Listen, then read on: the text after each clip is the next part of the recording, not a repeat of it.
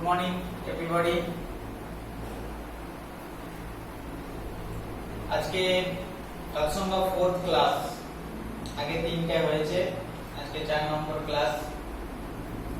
তো আগের ক্লাস অবধি লাস্ট ক্লাস পর্যন্ত আমরা পড়েছি প্রোক্যারিওটিক সেল, ইউক্যারিওটিক সেল। আমরা পড়েছি যে example of the prokaryotic cell. Prokaryotic সেলের কি এক্সাম্পল আছে আমরা বলেছিলাম। প্রোক্যারিওটিক সেলের মধ্যে এক্সাম্পল বলতে পুরো মোনেরা গ্রুপটা পড়ে, মোনেরা কিংডমটা পড়ে, এবং সেই মোনেরা কিংডমের মধ্যে 4টে টাইপের এক্সাম্পল আমরা পড়েছিলাম। বলেছিলাম অ্যাক্টিনোমাইসিটিস, বলেছিলাম সায়ানোব্যাকটেরিয়া বা ব্লু গ্রিন অ্যালগির কথা, বলা হয়েছিল ব্যাকটেরিয়ার কথা, বলা হয়েছিল মাইকোপ্লাজমা বা পিপিএল এর কথা। তাহলে এই 4টে এক্সাম্পলের মধ্যে এই সেল চ্যাপ্টারে আমরা দুটো পড়ব বলেছিলাম, একটা উইদাউট সেল ওয়াল পিপিএলও বা মাইকোপ্লাজমা, আর second with cell wall smallest cell bacteria. Actually এটা আদর্শ প্রোক্যারিওটিক সেলের স্ট্রাকচার বলতে গেলে আমরা ব্যাকটেরিয়ার স্ট্রাকচারই পড়ে থাকি। তাহলে আজকে অ্যাকচুয়ালি ব্যাকটেরিয়ার স্ট্রাকচারই আমরা পড়ব। Structure of a ideal prokaryotic cell, bacteria. দেখো ব্যাকটেরিয়া হচ্ছে সবচেয়ে smallest cell organism with cell wall.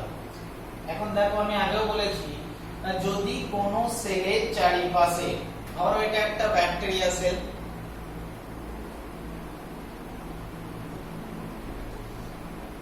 Clear না, যদি কোন সেলের চারিপাশে, ধরলাম এটা ব্যাকটেরিয়া সেলের সেল ওয়াল,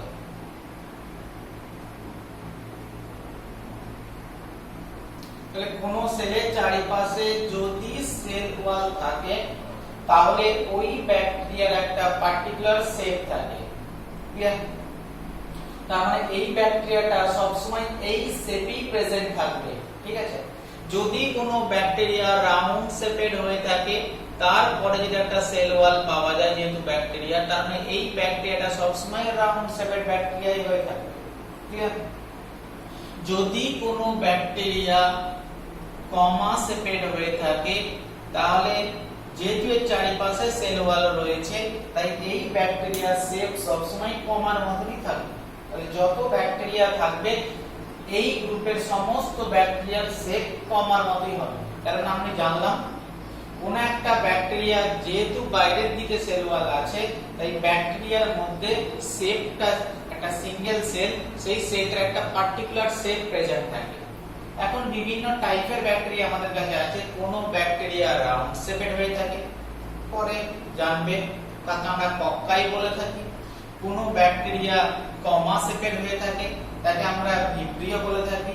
কোন ব্যাকটেরিয়া রডের মতো স্ট্রাকচার হয়ে থাকে, তাকে আমরা ব্যাসিলাই বলে থাকি।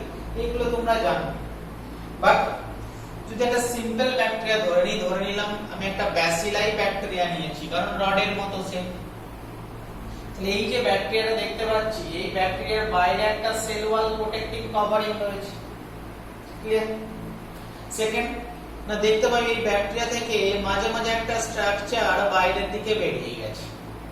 ক্লিয়ার? আর এই সেলের ভিতরে যা কিছু আছে, this all are the protoplasm.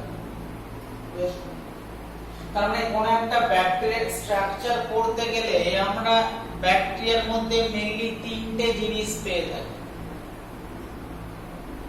কি পেয়ে থাকি? এক নম্বর পাচ্ছি ব্যাকটেরিয়ার চারিপাশে একটা কভারিং রয়েছে। This is the first thing যেটা আমরা পাই ব্যাকটেরিয়ার মধ্যে, this is the cell covering. তাহলে ব্যাকটেরিয়া পড়তে গিয়ে ফার্স্ট আমাকে পড়তে হবে সেল কভারিং।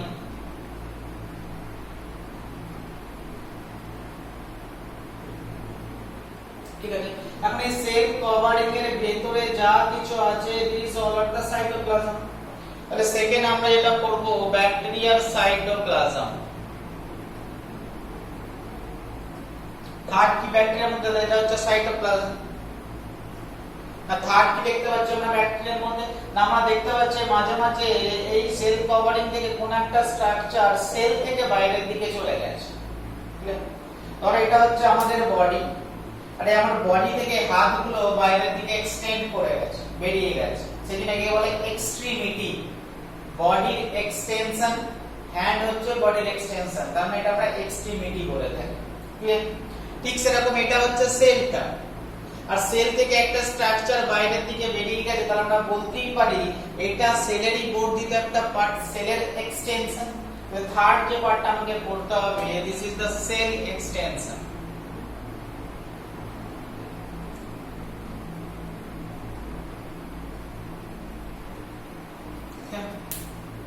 তার মানে টোটাল একটা ব্যাকটেরিয়া স্ট্রাকচার করতে গিয়ে আমরা তিনটে জিনিস পড়ব। সেলের বাইরে কি কভারিং রয়েছে, এক। সেকেন্ড আমরা পড়ব সেই কভারিং এর ভেতরে কেমন টাইপের সাইটোপ্লাজম রয়েছে, দুই। থার্ড আমরা পড়ব জায়গায় জায়গায় দেখেছি সেল থেকে কোন স্ট্রাকচার বাইরের দিকে বেরিয়ে গেছে, and that is called the cell extension. তাহলে ব্যাকটেরিয়াকে আমরা মেইনলি তিনটে হেডিং এ পড়লাম। এখন এক একটা হেডিং নিয়ে আমরা আলোচনা করব। ফার্স্ট আমরা পড়ব সেল কভারিং। তাহলে ব্যাকটেরিয়ার বাইরে বা ব্যাকটেরিয়া সেলের বাইরে কি টাইপের কভারিং রয়েছে। ক্লিয়ার? না দেখো, যদি এটা একটা ব্যাকটেরিয়া হয়ে থাকে,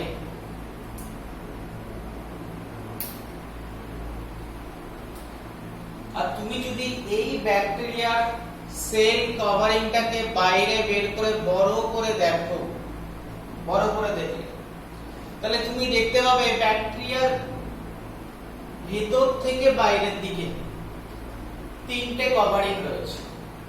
ঠিক আছে? ধরো তোমাকে একটা ব্যাকটেরিয়া সেলের ভেতরে ঢুকিয়ে দেওয়া হলো। বারবার আমি এই ছবিটাই আঁকি, যখনই বোঝাতে যাই আমি এই ছবিটাই আঁকি। ধরো তোমাকে একটা ব্যাকটেরিয়া সেলের ভেতরে ঢুকিয়ে দেওয়া হলো, দিয়ে বলা হলো ব্যাকটেরিয়া সেল থেকে বাইরে বেরিয়ে এসো।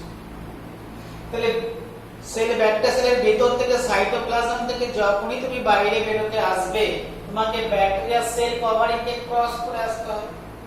আর তুমি যখনই ব্যাকটেরিয়া সেল কভারিং কে ক্রস করবে, তখন ভিতর থেকে বাইরের দিকে তুমি কটা লেয়ার পাবে, এটাই হচ্ছে কোশ্চেন। আর তুমি যখনই ভেতর থেকে বাইরের দিকে বেরোতে যাবে, তুমি দেখবে ব্যাকটেরিয়া সেল কভারিং তিনটে স্ট্রাকচার দিয়ে তৈরি। কোন তিনটে স্ট্রাকচার? না, সবচেয়ে ভেতরে যে স্ট্রাকচারটা থাকবে সেটা সমস্ত পৃথিবীতে যত সেল আছে সেই সেলের যেমন কমন স্ট্রাকচার, সেম জিনিস, প্লাজমা মেমব্রেন। सेल मेम्ब्रेन और प्लाज्मा मेम्ब्रेन। क्लियर? तो যেই তুমি প্লাজমা মেমব্রেন কে ক্রস করে চলে এলে, সেকেন্ড তোমার কাছে যে লেয়ারটা টাচ হবে সেটা হবে সেল ওয়াল। ক্লিয়ার? না, যে সেল ওয়াল কে ক্রস করে চলে এলে তোমার কাছে যে স্ট্রাকচারটা টাচ হবে, that is called the glycocalyx.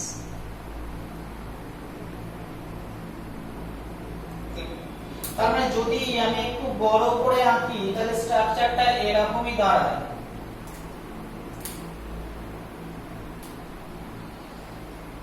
তাহলে এটা যদি ব্যাকটেরিয়া সেলের সবচেয়ে নিচের লেয়ারটা বলে থাকি, তাহলে এই যে লেয়ারটা, this is the first layer, cell membrane আর প্লাজমা মেমব্রেন। প্লাজমা মেমব্রেনের পরে সেকেন্ড যে লেয়ারটা আমি আঁকছি, একই কালার হয়ে গেল।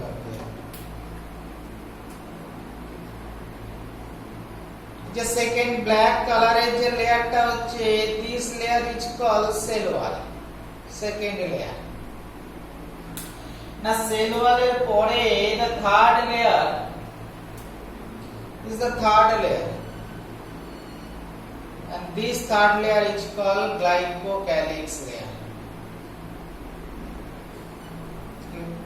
তার মানে তুমি যখনই একটা ব্যাকটেরিয়ার ভেতর থেকে বাইরের দিকে বেরোবে, সবার ফার্স্ট তোমার মাথাতে টাচ হবে সেল মেমব্রেন বা প্লাজমা মেমব্রেন। সেল মেমব্রেন বা প্লাজমা মেমব্রেন কে তুমি যখনই ছিঁড়ে ফেলবে, তারপরে তোমার মাথায় যে লেয়ারটা টাচ হবে, দা ব্ল্যাক কালারের লেয়ার, সেল ওয়াল। না, সেল ওয়ালটাকে তুমি যখন নষ্ট করে ফেলবে, তখন তোমার মাথায় টাচ হবে থার্ড লেয়ার, যেটা গ্লাইকোক্যালিক্স লেয়ার। আর যখনই গ্লাইকোক্যালিক্স লেয়ারটাকে তুমি ছিঁড়ে ফেলবে, আলটিমেট তুমি সেল থেকে বাইরে বেরিয়ে চলে আসবে। আর তোমাকে যদি কখনো কোশ্চেন করে কোন একটা ব্যাকটেরিয়া সেলের বাইরে থেকে ভেতরের দিকে লেয়ার কি কি, অথবা যদি কোশ্চেন করে ভিতর থেকে বাইরের দিকে লেয়ার কি কি, যেন গন্ডগোল না হয়। তাহলে এইভাবে করে একটা পিকচার দিয়ে তোমাকে কোশ্চেন করতেই পারে। আশা করছি ক্লিয়ার হয়ে গেছে। এখন এই তিনটে লেয়ারের মধ্যে সেল মেমব্রেন এবং সেল ওয়াল, এই যে দুটো লেয়ারের কথা বলছি, ইনার সেল মেমব্রেন এবং তারপরে সেল ওয়াল, এই দুটো লেয়ার প্রত্যেকটা ব্যাকটেরিয়ার ক্ষেত্রেই পাওয়া যাবে। যত ব্যাকটেরিয়া পাওয়া যায় সমস্ত ব্যাকটেরিয়ার ক্ষেত্রে this two layer are the compulsory layer. Clear? But this third layer, 3 number লেয়ারটা ব্যাকটেরিয়ার মধ্যে থাকতেও পারে, may be present or may not be present। তাহলে তিনটে লেয়ারের মধ্যে গ্লাইকোক্যালিক্স বলে যে লেয়ারটা রয়েছে সেই লেয়ারটা থাকতেও পারে আবার নাও পারে। ক্লিয়ার? বোঝা গেল? এখন কোন বই এনসিইআরটি তে নেই, বাট অনেক বই তুমি গ্লাইকোক্যালিক্স লেয়ারটাকে মিউসিলেজ বলে লেখা থাকে, বাট মিউসিলেজ ওয়ার্ডটা ইউজ করবে না, প্লেন গ্লাইকোক্যালিক্স লেয়ার বলবে। বাট আমি ধরে নিলাম আমি যে ব্যাকটেরিয়ার ছবিটা আঁকতে চলেছি সেই ব্যাকটেরিয়ার মধ্যে গ্লাইকোক্যালিক্স লেয়ারটা রয়েছে। ক্লিয়ার? তো যদি এই গ্লাইকোক্যালিক্স লেয়ারটা যদি থাকে কোন একটা ব্যাকটেরিয়ার মধ্যে, সেই লেয়ারটাও ব্যাকটেরিয়ার মধ্যে একটা টাইপের হয় না। তার মানে ধরলাম একটা ব্যাকটেরিয়ার সবচেয়ে বাইরের লেয়ার গ্লাইকোক্যালিক্স লেয়ারটা রয়েছে। এখন তুমি এই ব্যাকটেরিয়ার ভেতর থেকে এই একটা ব্যাকটেরিয়া, এই ব্যাকটেরিয়া, এই একটা ব্যাকটেরিয়া, বি ব্যাকটেরিয়া, দুটো ব্যাকটেরিয়ার মধ্যে সেল ওয়াল, প্লাজমা মেমব্রেনের পরে সেল ওয়াল রয়েছে, এরও সেল ওয়াল রয়েছে, সেল ওয়ালের বাইরে এরও গ্লাইকোক্যালিক্স লেয়ার রয়েছে, এরও বাইরে গ্লাইকোক্যালিক্স লেয়ার রয়েছে। কিন্তু দেখো আমি দুটো গ্লাইকোক্যালিক্স লেয়ারের ছবি দুটো একটু আলাদা এনেছি। এ এবং বি ব্যাকটেরিয়া দুটো সেম নাই, দুজনের মধ্যে তিনটে লেয়ার রয়েছে, প্লাজমা মেমব্রেন রয়েছে, সেল ওয়াল রয়েছে, গ্লাইকোক্যালিক্স লেয়ার রয়েছে। বি ব্যাকটেরিয়ারও প্লাজমা মেমব্রেন রয়েছে, সেল ওয়াল রয়েছে, গ্লাইকোক্যালিক্স লেয়ার রয়েছে। বাট ব্যাকটেরিয়া দুটো সেম ব্যাকটেরিয়া নয়। কেন সেম নয়? কারণ হচ্ছে তুমি যখনই এই ব্যাকটেরিয়া থেকে বেরোনোর চেষ্টা করেছিলে তুমি ফার্স্টে প্লাজমা মেমব্রেনটাকে নষ্ট করেছিলে, প্লাজমা মেমব্রেন নষ্ট হওয়ার পরে তুমি সেল ওয়ালটাকে নষ্ট করেছিলে। যেই সেল ওয়ালকে নষ্ট করার পরে তুমি যখন থার্ড লেয়ার সবচেয়ে বাইরের লেয়ার গ্লাইকোক্যালিক্সকে টাচ করেছিলে, তুমি দেখলে তুমি যখন এই লেয়ারটাকে হাত দিলে তুমি দেখবে এই লেয়ারটা স্মুথ একটা layer, plane smooth regular.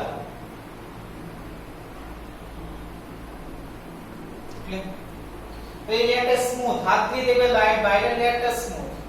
But B bacteria যে ভদ্রলোক ছিল সে যখন প্লাজমা মেমব্রেনকে নষ্ট করলো, সেল ওয়ালকে নষ্ট করলো, যেই বাইরের লেয়ারটাকে নষ্ট করতে যাবে যখনই টাচ করলো দেখলো ভাই লেয়ারটা স্মুথ নয়, ইররেগুলার লেয়ার। ঠিক আছে? আর তুমি যখনই সেকেন্ড এই ব্যক্তিটা যখন দেখলো লেয়ারটা স্মুথ, যখন এর উপরে হাত বোলাচ্ছিল দেখলো হাতে কিছু লেগে যাচ্ছে না, তার মানে this layer is the non sticky layer.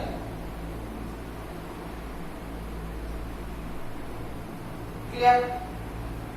আর এই বি ব্যাকটেরিয়া যে ভদ্রলোক ছিল সে যখনই ইরেগুলার লেয়ারটাকে হাত দিল দেখলো তার হাতের মধ্যে কিছু একটা ক্যাডবেরির মতো চটচটে সাবস্টেন্স লেগে গেল, তার মানে this layer is the sticky layer.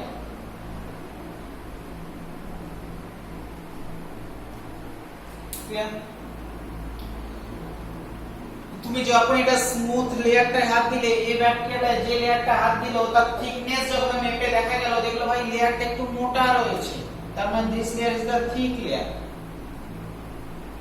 But এটা চটচটে লেয়ার, এই যখন হাত দিলে দেখলো হাতে আটকে যাচ্ছে, বাট লেয়ারটা খুব পাতলা, তার মানে this layer is the thin layer. তার মানে এ এবং বি ব্যাকটেরিয়া সেম ব্যাকটেরিয়া নয়। এই কারণে সেম নয় যে বাকি দুটো লেয়ার সেম থাকলেও এই ব্যাকটেরিয়ার বাইরের দিকে যে গ্লাইকোক্যালিক্স লেয়ারটা রয়েছে সেই গ্লাইকোক্যালিক্স লেয়ারটা স্মুথ নন স্টিকি থিক। না বি ব্যাকটেরিয়ার বাইরের দিকে যে গ্লাইকোক্যালিক্স লেয়ারটা রয়েছে this is the irregular sticky and thin. যদি কোনো ব্যাকটেরিয়ার সবচেয়ে বাইরের দিকে লেয়ারটা গ্লাইকোক্যালিক্স লেয়ারটা স্মুথ নন স্টিকি এবং থিক হয়ে থাকে সেই গ্লাইকোক্যালিক্স লেয়ারটাকে বলা হয়ে থাকে ক্যাপসুল।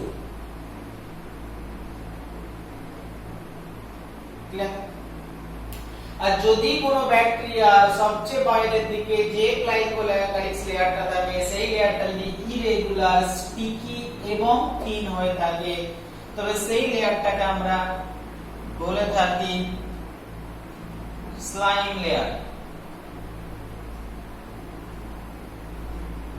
ক্লিয়ার? বোঝা গেল? তার মানে যদি কোনো ব্যাকটেরিয়ার বাইরের দিকে ক্যাপসুল ব্যাকটেরিয়া হয়ে থাকে, ক্যাপসুল থাকে, তাহলে সেই ব্যাকটেরিয়াগুলোকে আমরা বলি থাকি ক্যাপসুলেটেড ব্যাকটেরিয়া। ক্লিয়ার? কারণ এই যে ব্যাকটেরিয়ার বাইরের দিকে ক্যাপসুল নেই, শুধুমাত্র স্লাইম লেয়ার রয়েছে, তার মানে আমরা কি বলতেই পারি this is the non capsulated bacteria. Clear? বোঝা গেল?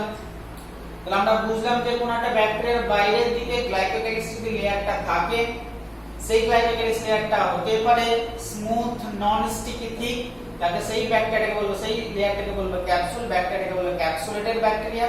আর যদি বাইরের দিকে কোনো থিন স্টিকি ইরেগুলার লেয়ার থাকে তাহলে আমরা সেই লেয়ারটাকে বলবো স্লাইমেটেড ব্যাকটেরিয়া বা স্লাইম লেয়ার যুক্ত ব্যাকটেরিয়া, নন ক্যাপসুলেটেড ব্যাকটেরিয়া।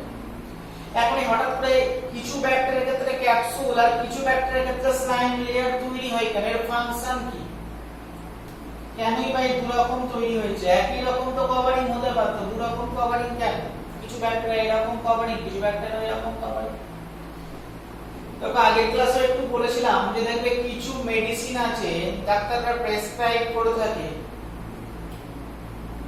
যে মেডিসিন গুলো দেখবে ক্যাপসুলে, তুমি যখনই নাড়াবে দেখবে ভেতরে কিছু একটা নড়ছে, অনেক সময় বাই কালারের হয়ে থাকে এরকম ঠিক মেডিসিন,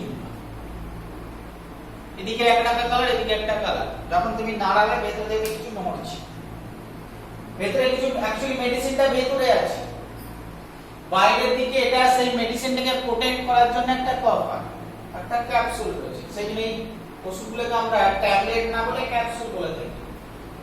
বুঝলেন? ওষুধ এরকম না, ট্যাবলেট আর ক্যাপসুল, সিরাপের কথা বাদ দাও, ট্যাবলেট আর ক্যাপসুল এটা দেখতে পাই সহজে। এই ক্যাপসুলগুলো মেইন কাজ হচ্ছে এই ওষুধটাকে প্রোটেক্ট করা, নষ্ট যাতে না হয়ে যায়। তুমি যখনই খেলে সেই প্রোটেক্টিভ কভারিংটা স্টমাকে গিয়ে HCl কে গলিয়ে দেবে, তার মানে স্টমাকে গিয়ে কেমিক্যালগুলো রিলিজ হয়ে গিয়ে যে কাজটা করার সেটা করবে। তার মানে ক্যাপসুলের মেইন উদ্দেশ্য হচ্ছে এই ভেতরে যা কিছু আছে তাকে প্রোটেকশন করা। তার মানে কিছু কিছু ব্যাকটেরিয়া তার বাইরের দিকে এরকম একটা ক্যাপসুল এই কারণে তৈরি করেছে, কারণ ব্যাকটেরিয়াটা যায় বাইরে থেকে ভেতরে জিনিসপত্রগুলোতে প্রোটেকশন পাওয়া যায়। তার মানে আমরা জানলাম ক্যাপসুলেটেড ব্যাকটেরিয়ার মেইন উদ্দেশ্য দ্য প্রোটেকশন। তাহলে ক্যাপসুলের মেইন ফাংশন হচ্ছে প্রোটেকশন, এটা তো বুঝে গেলাম প্রোটেকশন। তাহলে কিছু ব্যাকটেরিয়া স্লাইম লেয়ার কেন বানিয়েছে? দেখো আমরাও যেমন সংঘবদ্ধ জীব বলে থাকি, মানে আমরা একসাথে থাকতে পছন্দ করি। ধর কিছু জন মানুষ যখন কোনো এক জায়গায় একসাথে ঘর করে থাকে তো আমরা সেটাকে একটা কলোনি বলে নাম দিই, Vidyasagar colony, Khudiram colony, Netaji colony, অনেক রকম কলোনি রয়েছে। কলোনি মানে এমন একটা জায়গা যেখানে অনেকজন একসাথে থাকা হয়। তো এরকম কিছু কিছু ব্যাকটেরিয়া আছে যারা একা থাকতে পছন্দ করে না, ওরা ভাবে যদি আমি একা থাকি তাহলে আমাকে যে কোনো সময় শত্রু এসে অ্যাটাক করে মেরে দিতে পারে। তাহলে ওরা চিন্তা ভাবনা করলো ভাই আমাদের একটা কলোনি বানিয়ে থাকতে হবে। কিভাবে বানাবো? না এই ব্যাকটেরিয়া তখন অন্য একটা ব্যাকটেরিয়াকে ডাকে যে ভাই আসো না, ও যেই ব্যাকটেরিয়াটা পাশের আরেকটা ব্যাকটেরিয়া যখনই এর কাছাকাছি চলে এলো, যেহেতু বাইরের দিকে স্টিকি লেয়ার রয়েছে তো সেকেন্ড ব্যাকটেরিয়াটার বাইরে স্টিকি লেয়ার রয়েছে, সাথে সাথে এই ব্যাকটেরিয়ার সাথে সাথে জুড়ে গেল। এখন দুজনের বাইরে স্টিকি লেয়ার রয়েছে, থার্ড ব্যাকটেরিয়া যখন আসবে এসে এখানে এসে এই দুটো ব্যাকটেরিয়ার সাথে জুড়ে যাবে। তাহলে আস্তে আস্তে একটার পর একটা ব্যাকটেরিয়া জুড়ে গিয়ে একটা বড় কলোনি ফরমেশন করে। তাহলে এটা একটা টাইপের প্রোটেকশন না, অনেকগুলো যখন ব্যাকটেরিয়া হবে খুব সহজে ইনফেকশন ক্রিয়েট করতে পারবে। তার মানে স্লাইম লেয়ারে কোনো ব্যাকটেরিয়া এই কারণে বাড়ায় কারণ তারা একটা একসাথে থাকার চেষ্টা করে, তার মানে তারা কলোনি ফরমেশন করতে হেল্প করে থাকে। কলোনাইজিং ব্যাকটেরিয়া।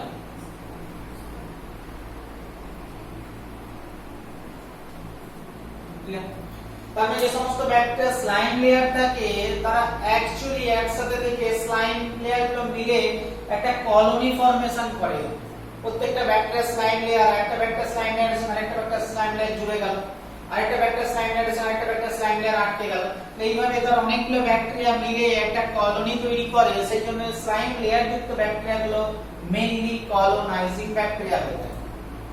ঠিক আছে, কারণ আমরা সবচেয়ে বাইরের যে লেয়ার গ্লাইকোক্যালিক্স লেয়ার সম্পর্কে জানলাম, এটুকুই জানবে, বেশি কিছু নাই। ক্যাপসুলের থিকনেস কত, স্লাইম লেয়ারের থিকনেস কত, এসবগুলো পড়ে মাথা খারাপ করবে না। যেটুকু বলা হচ্ছে সেটুকুই পড়বে। ক্লিয়ার?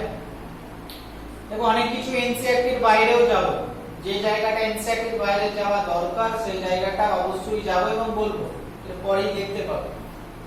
তাহলে আমরা মোটামুটি জানলাম ব্যাকটেরিয়া সবচেয়ে বাইরের লেয়ার গ্লাইকোক্যালিক্স লেয়ার, থাকতেও পারে নাও পারে, বাট এনসিইআরটি বলেতে থাকে। যদি থাকে সেটা দু রকম হতে পারে, আইদার ক্যাপসুল অথবা স্লাইম লেয়ার।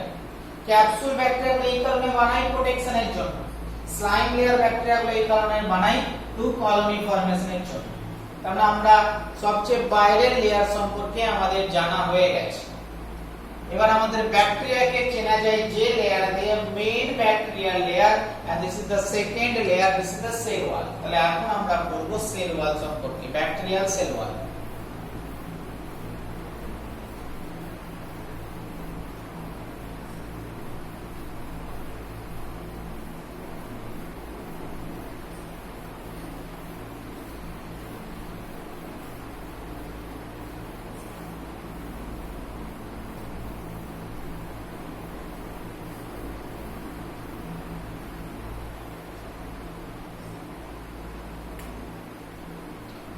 তাহলে আমরা সেকেন্ড লেয়ার সেল ওয়াল। এখন ব্যাকটেরিয়ার যে সেল ওয়াল আছে, প্ল্যান্ট সেলের সেল ওয়াল আছে, বাট দুজনের মধ্যে ডিফারেন্সটা কোথায়? শুধুমাত্র স্ট্রাকচারের ডিফারেন্স নয়, কম্পোজিশনের ডিফারেন্স।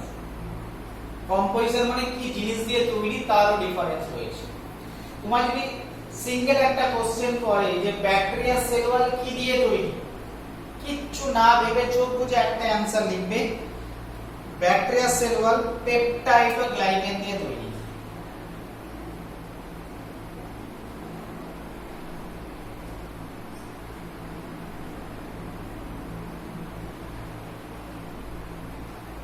তাহলে ব্যাকটেরিয়া সেল ওয়াল কি দিয়ে তৈরি তোমার যদি কোশ্চেন করে, তুমি খুব সহজে একদম চোখ বুজে এটা লিখে দেবে, ব্যাকটেরিয়াল সেল ওয়াল পেপটাইড ও গ্লাইকেন দিয়ে তৈরি। ক্লিয়ার? এক্সেপশন আর কি ব্যাকটেরিয়া এই মুহূর্তে জানার দরকার নেই, বাট এখন পর্যন্ত আমরা এইটুকুই জানবো ব্যাকটেরিয়া সেল ওয়াল কি দিয়ে তৈরি, না পেপটাইড ও গ্লাইকেন। দেখো এর আরো একটা নাম আছে, এই নামটা তোমাকে মনে রাখতে হবে। এই পেপটাইড ও গ্লাইকেনকে আরো একটা নামে ডাকা হয়, দিস ইজ মিউরিন। যেটাই পেপটাইড ও গ্লাইকেন তার একটা নাম হচ্ছে মিউরিন। ঠিক আছে, এই নামটা তোমাকে মনে রাখতে বলেছি, কারণ এটা ইম্পর্টেন্ট একটা কম্পোজিশনের নাম, এটা তোমাকে মনে রাখতে হবে। তো তুমি যদি কোশ্চেন করে ব্যাকটেরিয়া সেল ওয়াল কি দিয়ে তৈরি, তোমার অ্যানসার হতেই পারে পেপটাইড ও গ্লাইকেন অবলিক মিউরিন। তাহলে এটা যদি ব্যাকটেরিয়ার মেইন কম্পোজিশন হয়ে থাকে, তাহলে তোমাকে জিজ্ঞেস করতে হবে পেপটাইড ও গ্লাইকেন জিনিসটা কি, এটা তো জানা দরকার। আমরা বলছি ব্যাকটেরিয়া সেল ওয়াল পেপটাইড ও গ্লাইকেন দিয়ে তৈরি হচ্ছে, তাহলে পেপটাইড ও গ্লাইকেন জিনিসটা কি, না পেপটাইড ও গ্লাইকেন জিনিসটা কি তুমি যদি জানতে হয়, তাহলে এই ওয়ার্ডটাকে তুমি যদি ভাঙো দুটো ওয়ার্ড পাবে, পেপটাইডো আর সেকেন্ড ওয়ার্ড ইজ দ্য গ্লাইকেন। না পেপটাইডো কথাটা এসছে পেপটাইড। আমরা জানি কোন একটা প্রোটিন যখন তৈরি হয়, প্রোটিন তৈরি হলে আমরা যে তিন প্রকার খাবার খাই, কার্বোহাইড্রেট, প্রোটিন আর ফ্যাট। ধরো তুমি আজকে ভাত খেয়েছো, তুমি যে ভাতটা খেলে তার মানে সেটা তুমি কার্বোহাইড্রেট খেয়েছো, তার সঙ্গে তুমি খেয়েছো কি মাংসটা খেয়েছো, মাংস খেয়েছো মানে তার মধ্যে প্রোটিন খেয়েছো, এখন মাংস সাথে সাথে চর্বিও রয়েছে, তার মানে তুমি ফ্যাট খেয়েছো। তাহলে তুমি যে ভাতের সাথে মাংস খেয়েছো মানে তুমি তিনটে জিনিসই খেয়েছো, কার্বোহাইড্রেট খেয়েছো, প্রোটিন খেয়েছো, ফ্যাট খেয়েছো, বাট তুমি এই তিনটেরই কমপ্লেক্স ফর্মটা খেয়েছো। এই খাবারটা যখন তুমি ইনজেস্ট করলে, মুখ দিয়ে ভেতরে নিলে, সেটা তোমার ইন্টেস্টাইন পর্যন্ত গিয়ে এই কার্বোহাইড্রেটটা সবচেয়ে সিম্পলেস্ট ফর্মে ভেঙে যাবে, যেটা তোমার বডি অ্যাবজর্ব করবে, সেটার নাম হচ্ছে গ্লুকোজ। ক্লিয়ার? মনোস্যাকারাইড। তার মানে কার্বোহাইড্রেটটা এরকম অনেক গ্লুকোজ দিয়ে তৈরি, অনেকগুলো স্যাকারাইড দিয়ে তৈরি, তার মানে দিস ইজ দ্য পলিস্যাকারাইড। আর এটা ভেঙে সবচেয়ে ছোট যে ইউনিটটা পাওয়া যাবে তার নাম হচ্ছে মনোস্যাকারাইড গ্লুকোজ। ঠিক প্রোটিনকে ভাঙলে সবচেয়ে স্মলেস্ট যে ইউনিটটা পাওয়া যায় সেটা আর কিছু নাই, অ্যামাইনো অ্যাসিড। ঠিক ফ্যাটকে ভাঙলে যে সবচেয়ে স্মল ইউনিটটা পাওয়া যায় সেটা হচ্ছে গ্লিসারল প্লাস ফ্যাটি অ্যাসিড। এই মুহূর্তে না জানলেও চলবে, পরে বলবো ডিটেইলসে। গ্লিসারল প্লাস ফ্যাটি অ্যাসিড, তাহলে এগুলো সবচেয়ে ছোট ইউনিট, এর নিচে আর ভাঙা সম্ভব নয়। ক্লিয়ার? আমরা এই ইউনিটগুলোকে অ্যাবজর্ব করে থাকি। আমরা এই গ্লুকোজকে আমাদের ব্লাডে অ্যাবজর্ব করি, অ্যামাইনো অ্যাসিডকে অ্যাবজর্ব করি, ফ্যাটি অ্যাসিড, গ্লিসারলকে অ্যাবজর্ব করি। তার মানে এটা বোঝানোর চেষ্টা করলাম না প্রোটিন তৈরি হয়েছে এরকম অনেক অ্যামাইনো অ্যাসিড দিয়ে, কার্বোহাইড্রেট তৈরি হয়েছে এরকম অনেক গ্লুকোজ মানে মনোস্যাকারাইড দিয়ে, ফ্যাট তৈরি হয়েছে এরকম গ্লিসারল এবং ফ্যাটি অ্যাসিডের দিয়ে। ঠিক আছে? তার মানে যদি তোমাকে একটা প্রোটিন তৈরি করতে হয় তার মানে এই অ্যামাইনো অ্যাসিডগুলো পরপর যুক্ত হবে। এই অ্যামাইনো অ্যাসিডগুলো পরপর যে বন্ডে যুক্ত হয় সেই বন্ডটাকে বলা হয় পেপটাইড বন্ড। আর সেই পেপটাইড থেকে এসেছে পেপটাইড কথাটা। তার মানে এই পেপটাইড ও গ্লাইকানের মধ্যে একটা পার্ট নিশ্চয়ই প্রোটিন পার্ট রয়েছে, তাই পেপটাইড কথাটা এসেছে। ঠিক সেরকম এই গ্লুকোজ মানে কার্বোহাইড্রেট, আর সেই গ্লুকোজ থেকে এসেছে গ্লাইকান কথাটা। তার মানে এটা একটা পার্ট, যে পার্টটা কাকে ডিনোট করছে? কার্বোহাইড্রেটকে ডিনোট করছে। তাহলে পেপটাইড ও গ্লাইকান অ্যাকচুয়ালি দুটো জিনিস নিয়ে তৈরি হয়েছে, একটা হচ্ছে প্রোটিন আর একটা হচ্ছে carbohydrate. The peptide and glycan is a combination of the protein and carbohydrate. Next question তোমরা তারপরেই জিজ্ঞেস করবে, তাহলে এর মধ্যে কি প্রোটিন রয়েছে, এর মধ্যে কি কার্বোহাইড্রেট রয়েছে? ঠিক আছে না? যখন তোমাকে জিজ্ঞেস করবে যে ভাই এর মধ্যে কি কার্বোহাইড্রেট রয়েছে, তোমাকে নাম করতে হবে দুটো কার্বোহাইড্রেট। একটার নাম হচ্ছে নাম আর একটার নাম হচ্ছে নাগ। এর মধ্যে দুটো টাইপের কার্বোহাইড্রেট রয়েছে, একটা কার্বোহাইড্রেটের নাম হচ্ছে নাম আর একটা কার্বোহাইড্রেটের নাম হচ্ছে নাগ। What is the full form of the নাম and what is the full form of the নাগ? না, নামের ফুল ফর্ম হচ্ছে N acetyl muramic acid. What is the full form of the নাগ? নাগের ফুল ফর্ম হচ্ছে N অ্যাসিটাইল গ্লুকোজ অ্যামাইড। দেখো এই নামগুলো এনসাইটিতে নেই, বাট তোমাকে জানতে হবে বলে এনসাইটির বাইরে একটু তোমাকে পড়তে হবে। তাহলে কার্বোহাইড্রেট পার্টে রয়েছে দুটো পলিস্যাকারাইড, তার মানে জটিল স্যাকারাইড, এরকম শুধু গ্লুকোজে ভেঙে নেই না। সেই দুটো পলিস্যাকারাইডের একটাকে বলা হয় NAM, NAM short form N, A for acetyl, M for muramic acid, নাগো short form N, A for acetyl, G for glucose amine।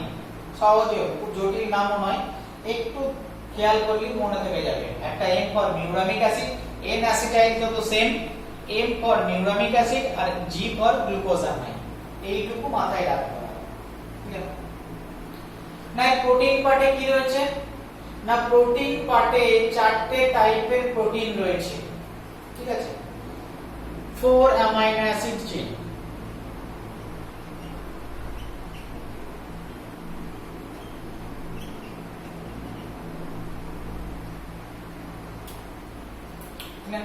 তাহলে চারটে অ্যামাইনো অ্যাসিডের চেইন রয়েছে প্রোটিনের মধ্যে। এখন কোন চারটে অ্যামাইনো অ্যাসিড মুখস্থ করার দরকার নেই, ঠিক আছে, এনসিইআরটি নেই, বাট তোমরা অনেকে বাংলা বইগুলোতেও পাবে, বাট মনে না রাখলেও চলবে। অ্যালানিন, গ্লুটামিক অ্যাসিড মনে অনেক জটিল, না মনে রাখলেও চলবে। ডি অ্যালানিন, এল অ্যালানিন অত নাম মনে রাখলেও চলবে। লাইসিন। শুধু মনে রাখবে চারটে অ্যামাইনো অ্যাসিড। তাহলে আমরা ফার্স্ট জানলাম পেপটাইড আর গ্লাইক্যান, আরেকটা নাম কি মিউরিন। সেকেন্ড জানলাম কি কি দিয়ে তৈরি, দেখলাম প্রোটিন কার্বোহাইড্রেট। থার্ড জানলাম প্রোটিনের মধ্যে কি রয়েছে, কার্বোহাইড্রেটের মধ্যে কি রয়েছে। ক্লিয়ার? এবার তাহলে আমরা নেক্সট জানবো এই প্রোটিন এবং কার্বোহাইড্রেট কিভাবে অ্যারেঞ্জ রয়েছে। দেখা যাক কিভাবে অ্যারেঞ্জ রয়েছে।